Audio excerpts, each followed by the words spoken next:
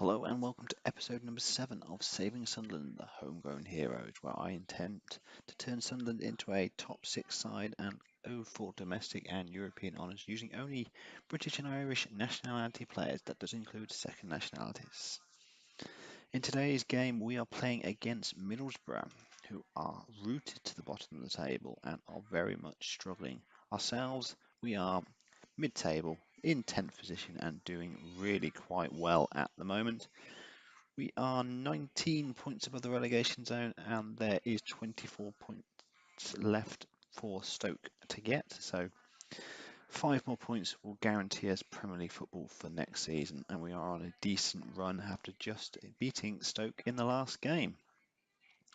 So we were together for the Man City game where we lost 2-1. The next game was a away game at Hull, and we were a shambles. We got absolutely destroyed, even though we went 1-0 up. Hull absolutely destroyed us with 4 goals to beat us 4-1. Then we played Southampton. We were second best, got beaten very comfortably.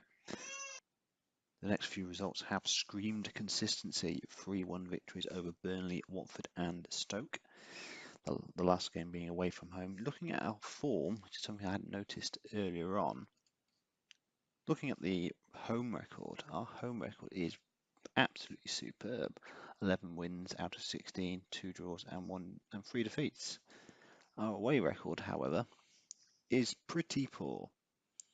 It was even worse because we just beat Sunderland in the last game, but before we'd beaten West Brom 2-1 on the first game of the season, and then our best result was a couple of draws, and we'd lost every single other game, and usually 3 or 4 goals. I hadn't noticed that before, so what I've done is I've just tweaked the tactic ever so slightly. So away from home, we now play with a complete forward on support, and at home it's on attack.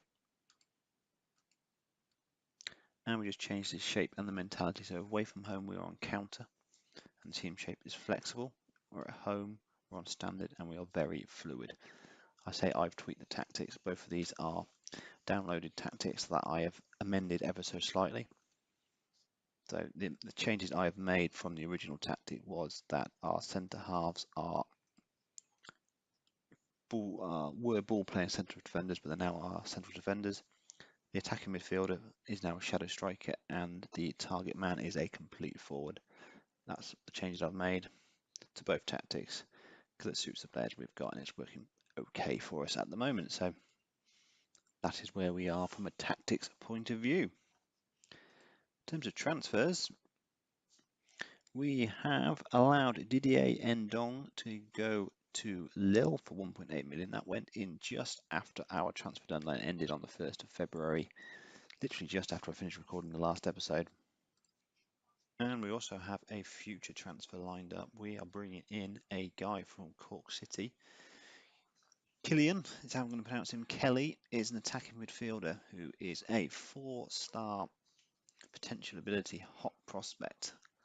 I do like the look of this guy very much. So technically it looks certainly 16 technique, 16 off the ball. So he's 16 years old, so there is certainly a lot of work for him to do, but there is a lot of positives for him, and I'm hoping he can be a very good prospect for us going forward. We're paying £350,000, I think it is. Don't think it'll tell us. No, it doesn't tell us there. It tells us there £375,000 up front, with a further 1.5 million if he reaches 50 appearances. For a Premier League side, that is small change. So in terms of the side today, I am keeping with the same side that beat Stoke last time out. So it's Jordan Pickford in goal, a back four of Love, O'Shea, House and Wiggins, Catamol and Rodwell in the centre midfield positions with Duncan Watmore, Gary Hooper and Victor Inichbe as my attacking midfield trio with Jermaine Defoe up front. Defoe currently has 26 goals and is the leading goal scorer in the whole of the Premier League. But if you look at other goal scorers, there isn't a huge amount else out there. So if Defoe doesn't fire, we're going to struggle. But to be fair to the lad, he has fired pretty much every week he's been asked to play. And we're off. I imagine the first highlight will come to nothing, but it's important that we get a good start to this game because we can do the double over Middlesbrough and take one step towards getting them relegated, which will always be a positive thing to do in the northeast of England, as Rodwell wins us a corner. 50 seconds gone.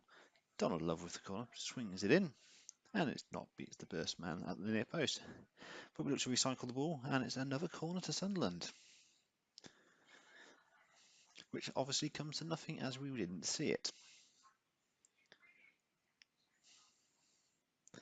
My thoughts are turning to next season at the moment, looking to see if there are any players I can bring in and who is not going to be making it into our squad for next season.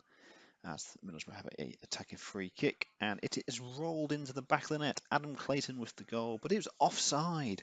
Offside. Fantastic work by the linesman.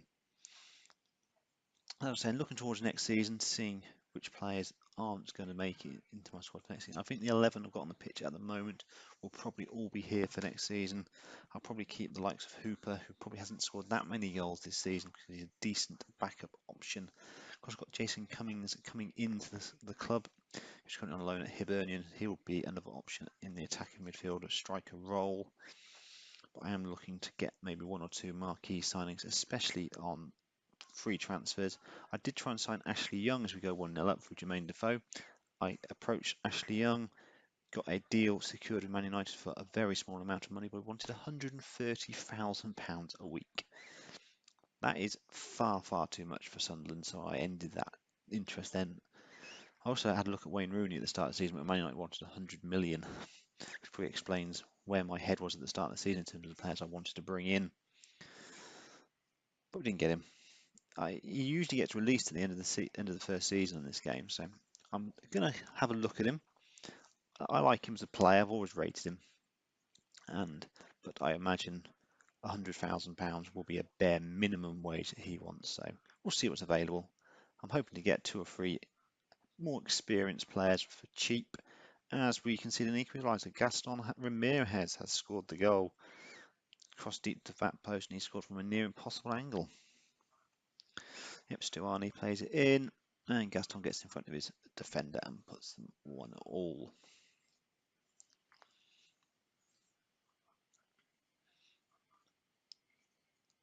Generally speaking, I'm trying to find younger players, but I do think we will need a smattering of experienced players. Looking to see what we're going to do at half time. I'm not going to make any changes. That is a lie. I'm going to bring on Charlie Adam for Gary Hooper, who has picked up a booking just for a bit more of a defensive midfielder, a more midfield-minded midfielder, if that makes any sense. It probably doesn't, but who cares? It's my video. So Charlie Adams on for Gary Hooper.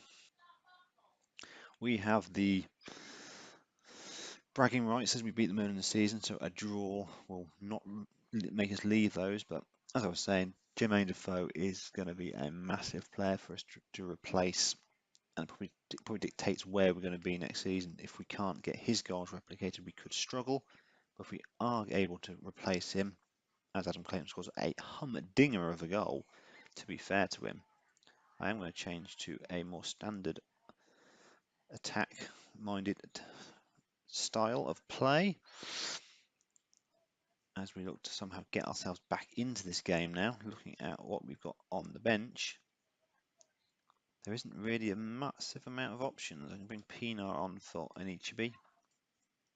Probably doesn't improve us, but it's a fresh pair of legs.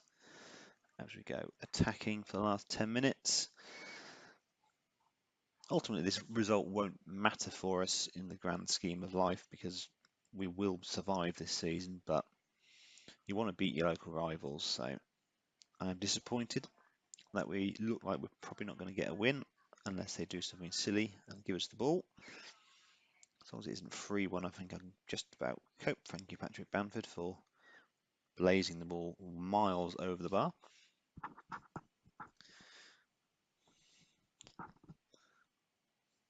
So it does look like we'll probably lose this game. Just waiting for the full-time whistle to come through, which will be any moment now. Goal kick for us. I think there's no time left at all. Final whistle. Full-time score, Middlesbrough 2, Sunderland 1. So that was episode, I think, number 7. There has been a child meltdown in between recording the game and the ending part of about an hour. So I think I am doing episode number 7. I have slightly lost track.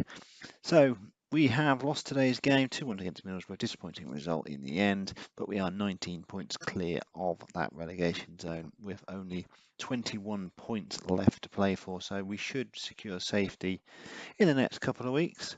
In terms of next game, I'm not sure when that will be. Potentially it'll be the West Ham game and the last game of the season, because there's probably nothing else to talk around before that point.